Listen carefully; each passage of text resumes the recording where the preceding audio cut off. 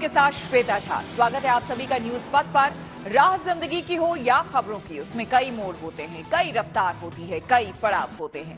जिंदगी से जुड़ी खबरों के साथ आपको लिए चलेंगे न्यूज पथ पर, लेकिन उससे पहले आपको बता दें कि हॉर्न ओके प्लीज में आज बात होगी पंजाब में कॉन्ट्रैक्ट मैरिज के फरेब पर। सियासी ढाबे में दिखाएंगे आपको नीतीश राज का वीआईपी कल्चर, तो सोशल अड्डा में करेंगे बहु विवाह पर बैन की तैयारी पर मंथन, और प्रगति मार्ग में दिखाएंगे चांद पर पहुंचता भारत। तो आइए शुरू करते हैं न्यूज पथ पर सफर, और सबसे पहले आपको दिखाते हैं ऐसी तस्वीरें जिनका जिक्र सरे रहा है। ये तस्वीरें सुर्खियों में भी है और सोशल मीडिया पर भी है। इनसे आपका बाखबर होना बेहद जरूरी है, क्योंकि चौराहे पर इन्हीं की चर्चा है। मिशन चंद्रयान-3 की सफलता के लिए देश भर में प्रार्थनाएं शुरू हो गईं। यूपी के चंदौली में भी स्कूली बच्चों ने हाथ में तिरंगा लेकर प्रार्थना की। यहाँ एक निजी स्कूल के छोटे छोटे बच्चों ने न सिर्फ मिशन चंद्रयान-3 जैसा मॉडल तैयार किया, बल्कि देशभक्ति के गाने गाए और हाथों में तिरंगा थामकर वंदे मातरम और भारत माता की जय के भी नारे लगाए। वहीं यूपी के लखीमपुर में कुछ स्कूली बच्चे हनुमान मंदिर पहुंचे, जहां उन्होंने चंद्रयान-3 का मॉडल लेकर बजरंगबली से प्रार्थना की।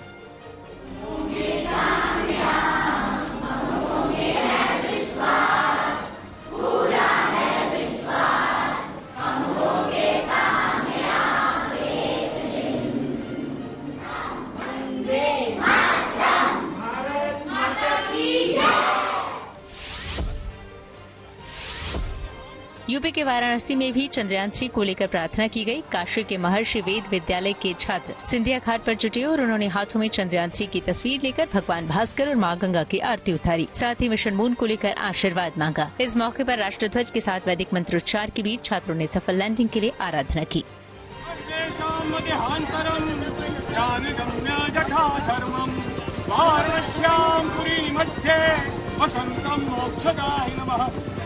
विश्वनाथं सवागीशं वेद वेदांत पारगम चंद्रमौलीश्वरं वंदे शरण्यं सर्वदेहि नामं नमः पार्वती।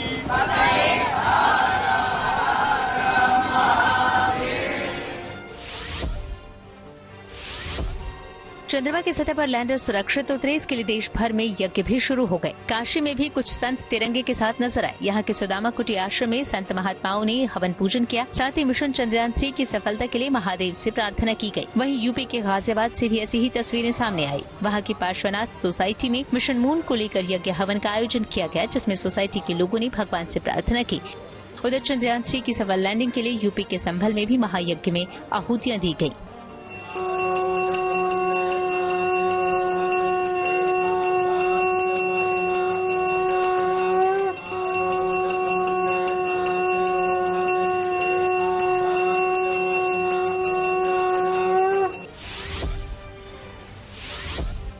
यूपी के प्रयागराज में सैंड आर्ट बनाकर चंद्रयान-3 की सफलता की कामना की गई। इलाहाबाद सेंट्रल यूनिवर्सिटी के छात्रों ने ये शानदार कलाकृति बनाई। इसे संगम नगरी में गंगा के तट पर बनाया गया और उसकी सफलता की कामना की।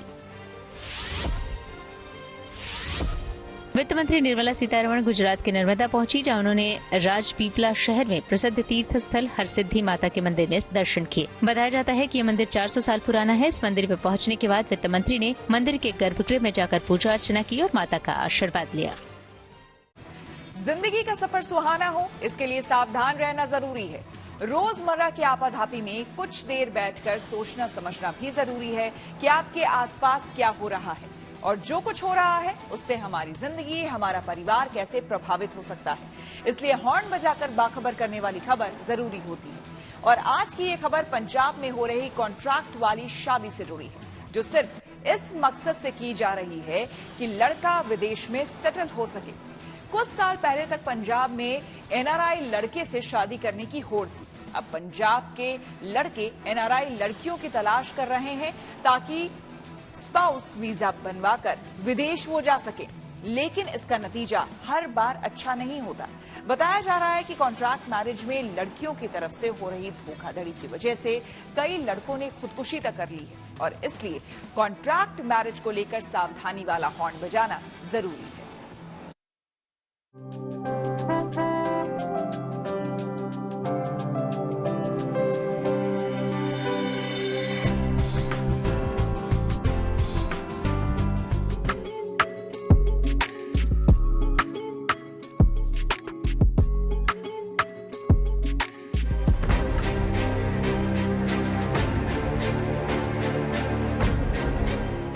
जोड़ियां ऊपर वाला बनाता है और धरती पर एक को दूसरे से मिलाता है, लेकिन जोड़ियां स्वार्थ या लालच के लिए भी बनाई जाती हैं। पंजाब में विदेश जाने के लिए पढ़ी लिखी लड़की से शादी का ट्रेंड तेजी से बढ़ रहा है। कहने को ये भी शादी ही है, लेकिन ये कॉन्ट्रैक्ट यानी करार के तहत की गई है। करार है कि लड़की पढ़ने के लिए या जॉब के लिए विदेश जाएगी और उसके साथ साथ लड़का भी विदेश में सेटल हो जाएगा। कुछ साल पहले तक पंजाब में लड़कियां ऐसे लड़कों के साथ शादी करना चाहती थीं जो NRI हो, लेकिन अब तस्वीर बदल गई है। अब पंजाब में ऐसी लड़कियों से शादी करने का ट्रेंड है जिनमें परीक्षा पास कर विदेश जाने की योग्यता हो और जो अपने साथ लड़के को भी विदेश ले जाएं। लेकिन आमतौर पर ऐसी शादियां कागजी हैं, इसलिए नाकाम हो रही हैं। चिंता की बात ये है कि इसकी वजह से पंजाब में खुदकुशी के कई मामले सामने आ चुके हैं।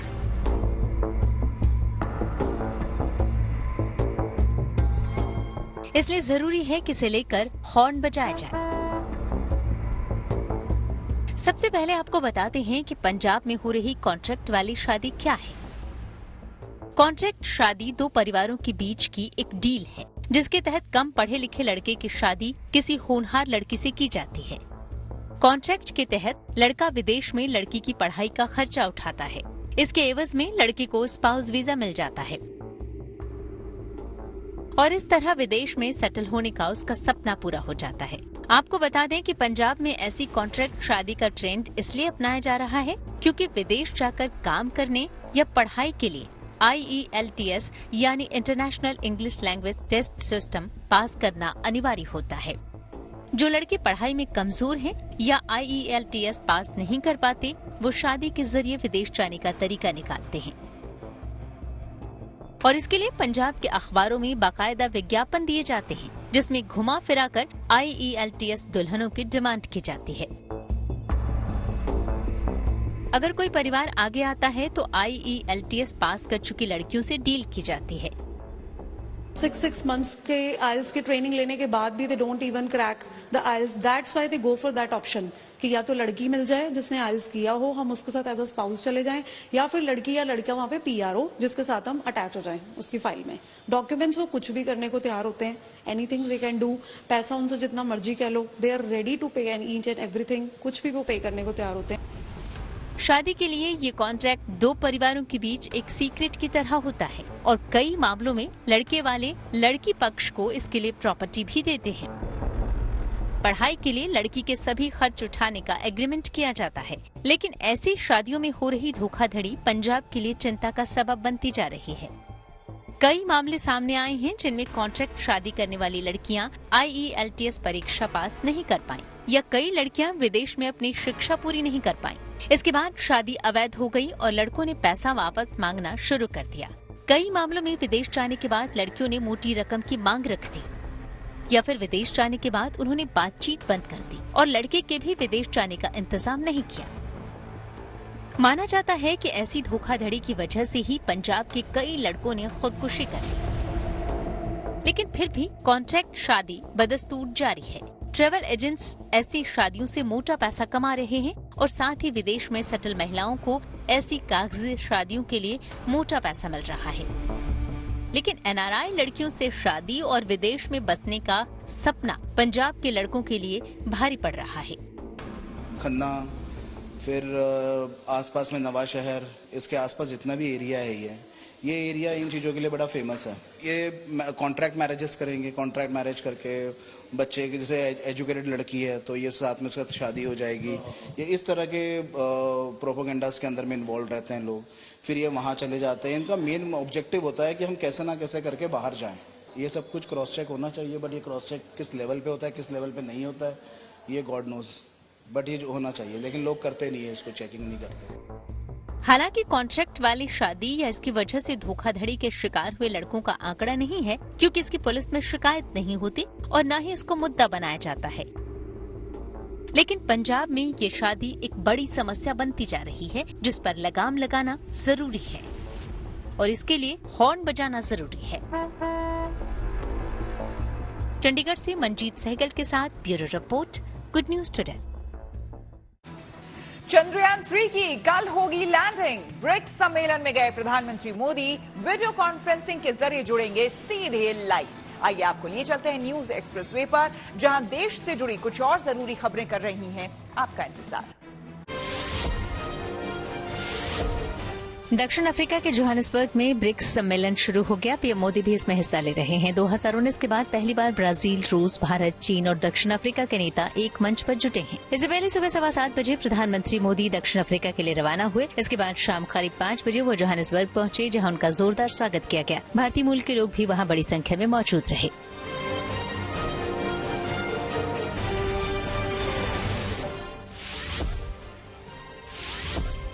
दिल्ली बीजेपी ने लोकसभा चुनाव की तैयारी शुरू कर दी। पार्टी ने राजधानी की 7 सीटों के लिए मोबाइल वैनों को प्रचार के लिए रवाना किया। इस मौके पर बीजेपी के प्रदेश प्रभारी वैजयंत पांडा समेत कई नेता मौजूद रहे। इन मोबाइल वैन के जरिए पार्टी केंद्र की उपलब्धियों और नीतियों को लोगों तक पहुंचाने की कोशिश करेगी। छत्तीसगढ़ के सीएम भूपेश बघेल ने अपने जन्मदिन से एक दिन पहले युवाओं के साथ केक काटा। इस दौरान वहां डिप्टी सीएम टीएस सिंहदेव भी मौजूद रहे। ऐसे में सीएम ने टीएस सिंहदेव के पैर छूकर उनका आशीर्वाद लिया। भले ही बघेल का ओहदा बड़ा हो, लेकिन उम्र में वो टीएस सिंहदेव से छोटे हैं। सीएम 62 साल के हैं तो टीएस सिंहदेव 70 साल के। उत्तर प्रदेश में स्कूली छात्रों के लिए गुड न्यूज है। अब वहां 9वीं से 12वीं तक के छात्रों को मुफ्त किताबें मिलेंगी। सरकार इसके लिए करीब 20 करोड़ रुपए खर्च करेगी। राज्य सरकार की तरफ से 8वीं तक के छात्रों को पहले ही मुफ्त किताबें मिलती हैं।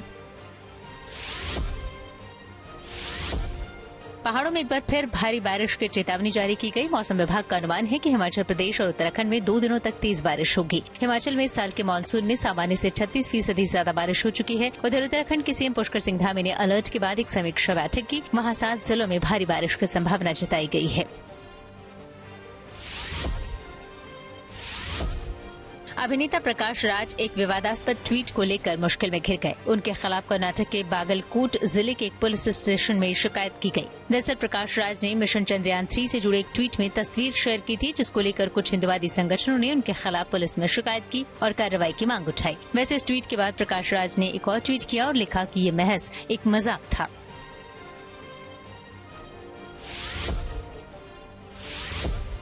यूपी के नोएडा में भी गाड़ियों पर जाति सूचक शब्द लिखने वालों के खिलाफ अभियान चलाया गया। वहां ट्रैफिक पुलिस ने ऐसी गाड़ियों के चालान काटे। साथ ही धर्म को दर्शाने वाले और काली फिल्म चढ़ी हुई गाड़ियों के खिलाफ भी कार्रवाई की गई। मुख्यमंत्री के निर्देश के बाद ट्रैफिक पुलिस के बड़े अधिकारी खुद सड़कों पर उतरे। बताया गया कि गौतम बुद्ध नगर जिले में अभी तक 1000 से ज्यादा ऐसे वाहनों का चालान किया जा चुका है। खबरों के एक्सप्रेसवे से आगे रुक करते हैं सियासी ढाबे का, जहां आज की सबसे दिलचस्प खबर मौजूद है। मुख्यमंत्री नीतीश कुमार के काफिले की वजह से पटना में एम्बुलेंस को रोक दिया गया। वहीं पुलिस के एक अधिकारी लालू यादव के लिए छाता ताने नजर आए। जैसे ही ये दोनों तस्वीरें सामने आई, नीतीश और उनकी सरकार निशाने पर आ गई।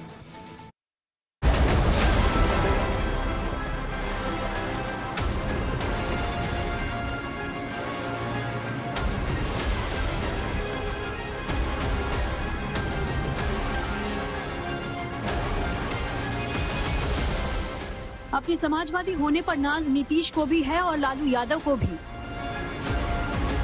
जनता से जुड़कर जमीन की राजनीति करने का दावा इनका भी है और उनका भी। लेकिन आम आदमी की बात करते करते दोनों कैसे वीआईपी कल्चर में ढल गए, इसे समझिए। पहली तस्वीर पटना की है। मरीन ड्राइव इलाके में पुलिस वालों ने एम्बुलेंस को रोक दिया। हालांकि एम्बुलेंस में मरीज है, जिसका अस्पताल पहुंचना बेहद जरूरी है। मरीज के साथ मौजूद महिला रोती बिलखती है, लेकिन पुलिस वाले एम्बुलेंस को जाने की इजाजत नहीं देते, क्योंकि वहां से मुख्यमंत्री का काफिला गुजरने वाला है। नीतीश कुमार का काफिला बेरोक टोक गुजरे, इसलिए मरीज की जान खतरे में डाल दी गई। एक नहीं 2 एम्बुलेंस इंतजार करती रही और मुख्यमंत्री का काफिला गुजर गया। एम्बुलेंस रुका हुआ है, लोग रो रहे हैं, आप देख सकते हैं। और यहाँ पे नीतीश जी का काफिला जा रहा है। ये पूरा पब्लिक रुकी हुई है। नीतीश जी जा रहे हैं। वाह, क्या बिहार है, क्या आत्मीयता है, क्या इंसानियत है। किसी भी हालत में एम्बुलेंस को जाने देने का नियम है। प्रधानमंत्री मोदी भी खुद अपने काफिले को रोककर एम्बुलेंस को रास्ता दे चुके हैं। तब सवाल है कि नीतीश कुमार की सुरक्षा से जुड़े अधिकारियों ने ऐसी लापरवाही क्यों दिखाई। क्या ऐसा करना मुख्यमंत्री की शान में गुस्ताखी होती? कहीं ऐसा तो नहीं कि सालों से अपने पद पर काबिज नीतीश कुमार आम आदमी की मुश्किलों से दूर होते जा रहे हैं? उस दौरान एम्बुलेंस में मरीज मौजूद था, उसके परिवार वाले भी उसके अंदर मौजूद थे। पुलिस से दरखास्त कर रहे थे, विनती कर रहे थे कि एम्बुलेंस को निकलने दिया जाए, लेकिन पुलिस और प्रशासन ने उनकी एक नहीं सुनी और तब तक एम्बुलेंस को इस जगह पर रोक कर रखा जब तक नीतीश कुमार का काफिला यहां से गुजर नहीं गया। और ये पहली बार ऐसी घटना नहीं घटी है। इसी साल जनवरी में जब नीतीश कुमार यात्रा पे निकले हुए थे तो बक्सर में तकरीबन 15 मिनट के लिए एक रेलवे क्रॉसिंग पर जो है, ताकि नीतीश कुमार का काफिला वो रेलवे क्रॉसिंग को जो है वो पार करे, उसके लिए एक ट्रेन को तकरीबन 15 मिनट के लिए आउटर पर रोक दिया गया। यानी जनवरी में भी ऐसी घटना घटी थी जब नीतीश कुमार और वीआईपी कल्चर की घटना सामने आई थी। और अब एक नया वीडियो सामने आया है जहां एक बार फिर से वीआईपी कल्चर साफ तौर पर नजर आ रहा है कि कैसे नीतीश कुमार के काफिले को गुजरने देने के लिए एक एम्बुलेंस को जो है उसे रोक दिया गया। और कहीं न कहीं ये एक संवेदनहीनता की पराकाष्ठा है। राज्य के मुख्यमंत्री की सुरक्षा जरूरी है, लेकिन किसी मरीज को बचाना ज्यादा जरूरी है। लेकिन ये बात मुख्यमंत्री या उनके अधिकारियों के समझ में नहीं आई। एम्बुलेंस, प्रधानमंत्री जी बार बार कहते हैं कि वीआईपी कल्चर को समाप्त करना। कल एक एम्बुलेंस आपने देखा कि मुख्यमंत्री के काफिले में रोक दिया गया, दूसरा एक एम्बुलेंस बीच नदी में फंस गया। तो नीतीश कुमार जी का राज यही है। अरे अब राजनीतिक तौर पर नीतीश कुमार जी को घर बैठने का समय है। नीतीश कुमार जी से बिहार नहीं संभल सकता। वीआईपी कल्चर वाली एक और चिंताजनक तस्वीर गोपालगंज से आई, जहां लालू प्रसाद यादव सपरिवार पहुंचे थे और खुद डीएसपी उनके लिए छाता तान कर चलते नजर आए। लालू यादव को बारिश से बचाने के लिए पुलिस अधिकारी अनुराग कुमार ने वर्दी की प्रतिष्ठा को ताक पर रख दिया।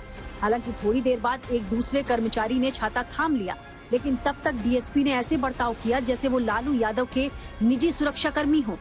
वो जो है बिल्कुल निराधार है, क्योंकि इतनी तेज बारिश हो रही थी और हथियार मेरे पास भी था और मैं शुरू से ही अपना खुद की सुरक्षा के लिए छाता लिए हुए था। और चूंकि आगे आगे लोग थे और वृद्ध व्यक्ति हैं, मानवता के आधार पर और चाहे और लोगों का सिक्योरिटी पर्पस हमको देखना था, इसलिए साथ साथ में चल रहे थे। उसी को नेगेटिव खबर बना करके लोग चला रहे हैं और गुड फेथ में मैंने काम किया है, कानून के सम्मत काम किया है, मेरी मंशा ठीक थी। लालू भी वर्दी की इज्जत उतरते देखते रहे, कहा कुछ नहीं। हैरत नहीं कि बीजेपी को वो दौर याद आ गया जब लालू मुख्यमंत्री हुआ करते थे।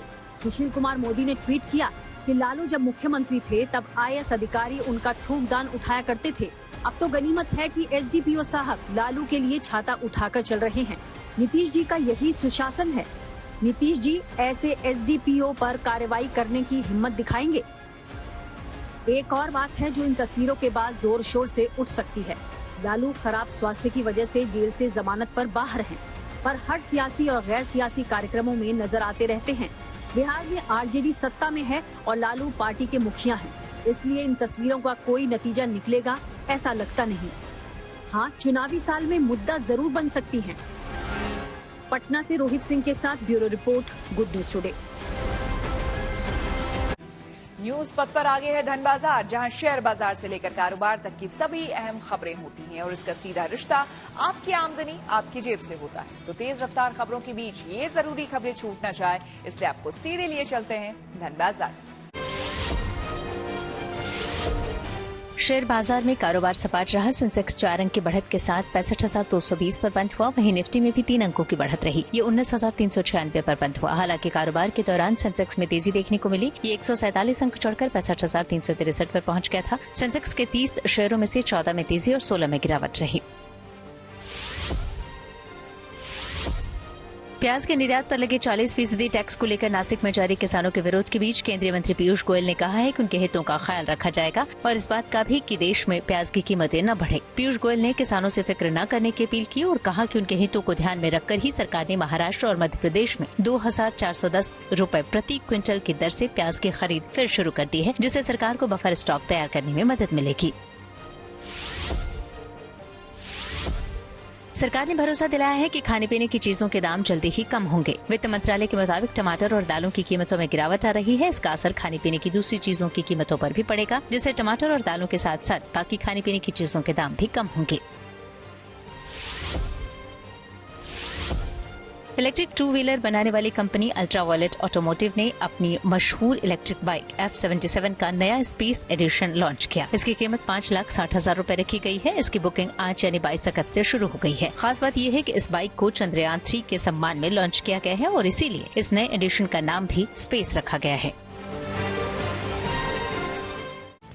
रुक करते हैं प्रगति मार्ग का, जहां ऐसी खबरें हैं जो कि देश की तरक्की, प्रगति और लोगों की काबिलियत दिखाती है। कल चंद्रयान 3 चांद की सतह पर उतरेगा। काउंटडाउन शुरू हो चुका है। महज 21 घंटे का फासला है जब चांद के दक्षिणी ध्रुव पर चंद्रयान 3 की सॉफ्ट लैंडिंग होगी। लैंडिंग के लिए विक्रम लैंडर पूरी तरह से तैयार है।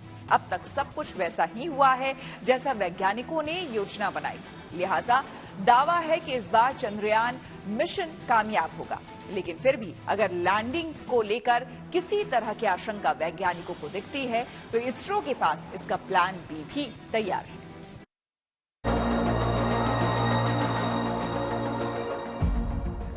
अंतरिक्ष में भारत की अगस्त क्रांति हो चुकी है।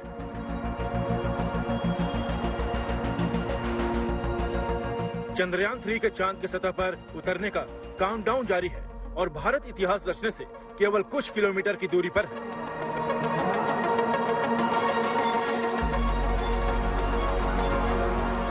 इसरो के मुताबिक कल शाम 6:04 पर विक्रम लैंडर सॉफ्ट लैंडिंग की कोशिश करेगा।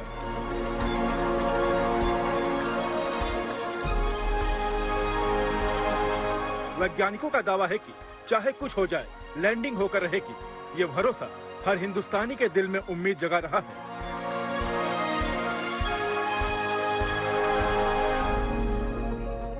लेकिन अंतरिक्ष दूर से जितना सुहावना लगता है, नजदीक जाने पर वो उतना ही जोखिम भरा साबित होता है। इसलिए तस्वीर के दूसरे पहलू को ध्यान में रखकर इसरो के पास बैकअप प्लान भी है, यानी इंडिया के मिशन मून का प्लान भी। मसलन 23 अगस्त को अगर चंद्रयान 3 की लैंडिंग टालने की जरूरत पड़ती है तो इसरो के पास उसके लिए रिजर्व डे है, यानी बैकअप तारीख तय की जा चुकी है। इसरो के वरिष्ठ साइंटिस्ट के मुताबिक किसी भी तरह की गड़बड़ी होने पर लैंडिंग 4 दिन के लिए टाली जा सकती है। हम 23 अगस्त को उतरने का प्रयास कर रहे हैं। 23 को अगर परिस्थिति ठीक नहीं हुई और हमको लगा कि 23 पे उतरना ठीक नहीं रहेगा तो 27 अगस्त को प्रयास करेंगे, 4 दिन बाद। तो 27 अगस्त को अगर हम उतराण करते हैं तो लगभग मेन साइट से लगभग 400 किलोमीटर दूर होगी जो दूसरी साइट है। तो वो साइट का भी पूरा विश्लेषण एनालिसिस करके उसका भी प्रोग्राम हमने लैंडर में पहले से ही प्रोग्राम करके रखा।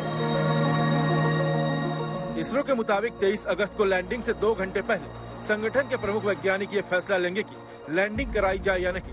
उस वक्त लैंडर चांद से 10 × 30 किलोमीटर पर होगा। चंद्रमा पर उतरने से 2 घंटे पहले लैंडर की सेहत, साथ ही चंद्रमा के वायुमंडल और सतह की स्थिति देखकर ही लैंडिंग का फैसला लिया जाएगा। अगर कोई भी फैक्टर तय पैमाने पर खड़ा नहीं रहता तो लैंडिंग 27 अगस्त को कराई जाएगी। 4 दिन बाद लैंडर 100 × 18 किलोमीटर की दूरी वाले ऑर्बिट में मौजूद होगा। चंद्रयान 3 की कामयाब लैंडिंग के लिए पूरा भारत दुआ कर रहा है। वैज्ञानिक कह रहे हैं कि चंद्रयान 2 की गलतियों से जो सबक हमने सीखा है, उसके आधार पर सिस्टम ज्यादा मजबूती से आगे बढ़ रहा है और इस मिशन के कामयाब होने की पूरी उम्मीद है। Till now we are achieved what we want in a perfect way, and I am sure that this will repeat on 23rd also. So we will get a good landing, and we are not getting disturbed by the Luna 25 failure. They are not related, they are not a similar system, they are different system. So we are confident that we will be able to achieve without any problem. यानी सभी तैयारियों के बीच इसरो चंद्रयान 3 की तय समय पर soft landing को लेकर आशान्वित है। वहीं भारत के मिशन मून की कामयाबी के लिए पूरा देश रोमांचित है। अहमदाबाद से मिलन शर्मा के साथ bureau report, good news. News पथ पर अब सोशल अड्डा का रुख करते हैं और आज के मुद्दे पर लोगों की राय जानते हैं। सोशल अड्डा में आज का मुद्दा बहु विवाह से जुड़ा है, जिस पर असम सरकार प्रतिबंध लगाने की तैयारी कर रही है। एक समय में एक से ज्यादा पति या पत्नी रखना बहु विवाह के दायरे में आता है। असम के मुख्यमंत्री हेमंत बिस्वा शर्मा ने बहु विवाह को खत्म करने के लिए कानून लाने का फैसला किया है। असम के सीएम ने सरकारी नोटिस शेयर कर बहु विवाह के खिलाफ प्रस्तावित कानून पर राज्य के लोगों से 30 अगस्त तक सुझाव मांगे हैं। सीएम शर्मा ने पिछले दिनों बहु विवाह के खिलाफ कानून बनाने के लिए एक एक्सपर्ट कमेटी बनाई थी। एक्सपर्ट कमेटी ने असम सरकार को सुझाव दिया है कि राज्य विधानसभा बहु विवाह पर बैन लगाने वाला कानून बना सकती है। असम सरकार के नोटिस में एक्सपर्ट कमेटी की रिपोर्ट का हवाला देते हुए कहा गया है कि इस्लाम के संबंध में अदालतों ने माना है कि एक से अधिक बीवियां रखना धर्म का अनिवार्य हिस्सा नहीं है। नोटिस में कहा गया है कि एक पत्नी का समर्थन करने वाला कानून संविधान के अनुच्छेद 25 का उल्लंघन नहीं करता है। इन सिद्धांतों को ध्यान में रखते हुए असम विधानसभा बहुविवाह को खत्म करने के लिए कानून बना सकती है।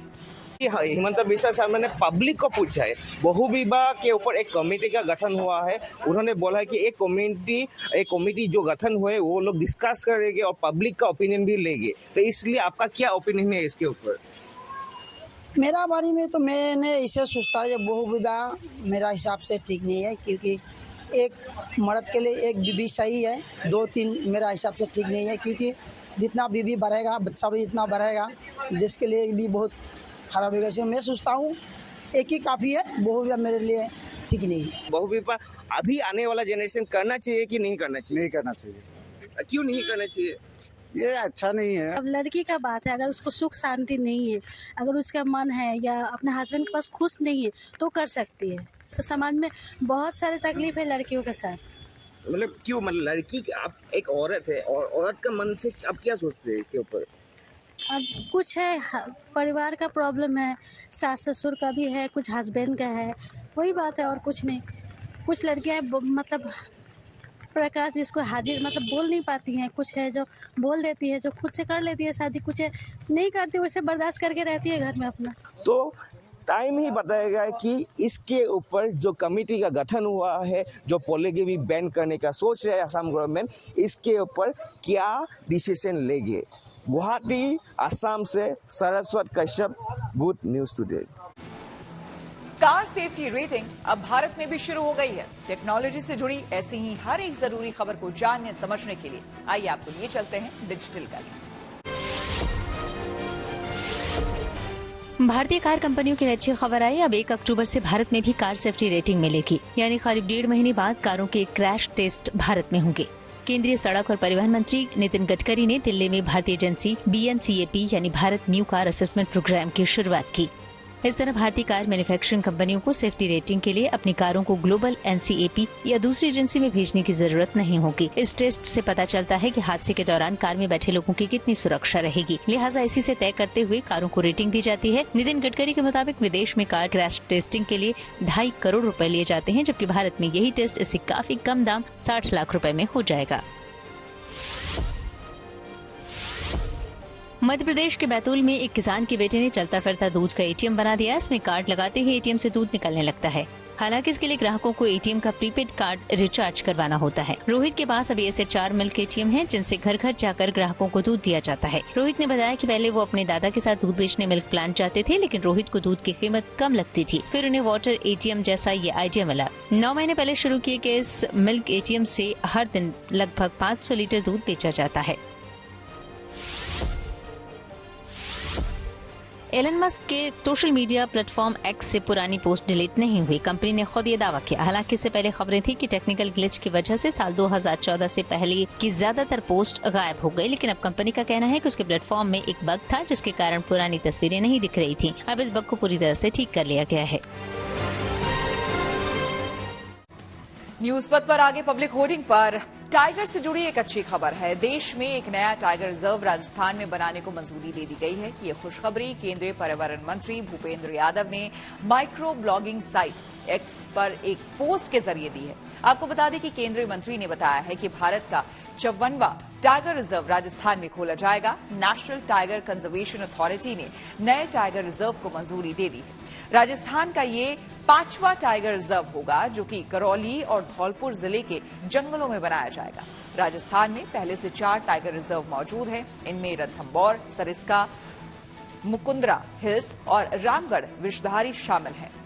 सरकारी आंकड़ों के अनुसार भारत में बाघ की आबादी में सालाना 6% की बढ़ोतरी दर्ज की गई है। साल 2018 में देश के कुल बाघों की संख्या 2,967 थी, जो कि साल 2022 में बढ़कर 3,682 तक पहुंच गई। यानी पिछले 4 वर्षों में टाइगर की संख्या लगभग 50% बढ़ी है। इनमें सबसे ज्यादा 785 बाघों की बढ़ोतरी मध्य प्रदेश में दर्ज की गई। इसके बाद कर्नाटक में 563, उत्तराखंड में 560 और महाराष्ट्र में 444 बाघों का इजाफा देखने को मिला है। वहीं राजस्थान की अगर हम बात करें तो राज्य में साल 2006 में कुल 32 बाघ थे, जो कि साल 2022 में बढ़कर 88 हो गए। थाईलैंड के पूर्व प्रधानमंत्री थकसिन शिनावात्रा गिरफ्तार हो गए हैं। आइए आपको सीधे लिए चलते हैं न्यूज एक्सप्रेसवे पर, जहां विदेश से जुड़ी कुछ और जरूरी खबरें कर रही हैं आपका इंतजार।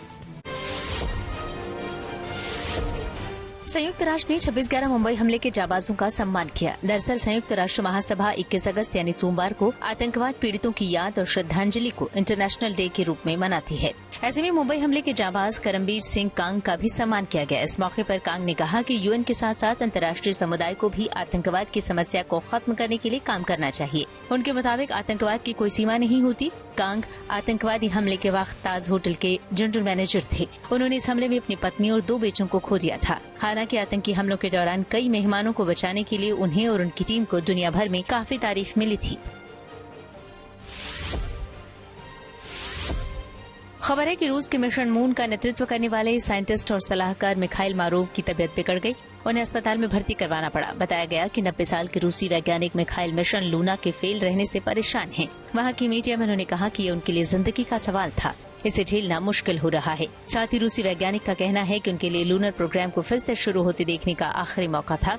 इसमें जो भी गड़बड़ हुई उसकी बारीकी से जांच की जाएगी।